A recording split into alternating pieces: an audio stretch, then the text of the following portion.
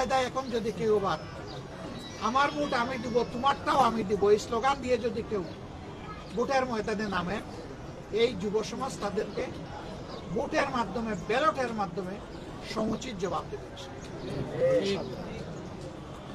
আমরা সবাইকে অনুরোধ করবো, আসুন শান্তিপূর্ণ অবস্থানে থেকে পরস্পরের প্রতি শ্রদ্ধাশীল হয়ে আমরা একটা সুষ্ঠু নির্বাচনে সহযোগিতা করি। বাংলাদেশ জামাতে ইসলামী অঙ্গীকারবদ্ধ, যারা কালকে আমাদের ভাই বোনদেরকে, শুধু ভাইদের গায়ে না, আমাদের মায়েদের গায়েও তারা হাত তুলেছে, আমরা তার তীব্র নিন্দা করি। ওরা কি মায়ের পেট থেকে জন্ম নেয় নাই? ওদের ঘরে কি মা বোন নাই?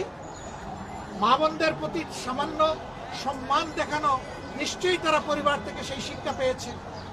যদি না পেয়ে থাকে, এটা দুর্ভাগ্য।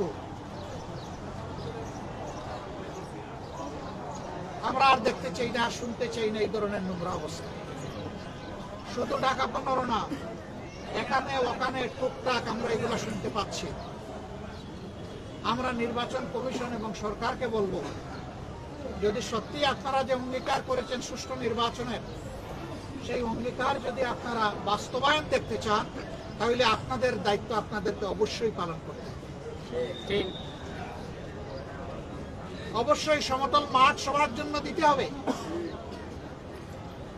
অবশ্যই সবাইকে সমান সুযোগ দিতে হবে, এবং যারাই সন্ত্রাস এবং দুর্বৃত্তপনা করবে তাদের মুখের দিকে না তাকাই